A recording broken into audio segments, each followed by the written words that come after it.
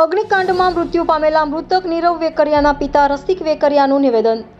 દીકરો ગુમાવનાર પિતાએ રડતા રડતા કહ્યું, હું રૂપિયા 20 લાખ 20 કરોડ મળે તો પણ અમારો દીકરો પરત નથી આવવાનો। અમે બીજી વખત આવું ન બને તે માટે દાવો દાખલ કર્યો છે। મારે એકને એક સંતાન હતો। લાચાર પિતાએ કહ્યું, અમે શું કરી શકીએ, સરકાર પગલાં લે। રિપોર્ટર ભરત ભરવા સાથે રોહિત બોજાણી, ઇન્ડિયા 24 ન્યૂઝ, રાજકોટ। એની હિસાબે અમે આ દાખલ કર્યો છે। કેટલો દાવો છે તમને? દાવો તો અમે સાહેબ 20 લાખનો કર્યો છે, પણ 20 કરોડ રૂપિયા આપે તો અમારું બાળક તો જતું રહ્યું। હવે શું કરવાનું પૈસા ને અમારે, પણ આ બનાવ બીજી વાર આવો બને નહીં એના માટે અમે આ કેસ દાખલ કર્યો છે। તમારા સંતાન કેટલા છે? સંતાન એક જ હતું સાહેબ અમારે।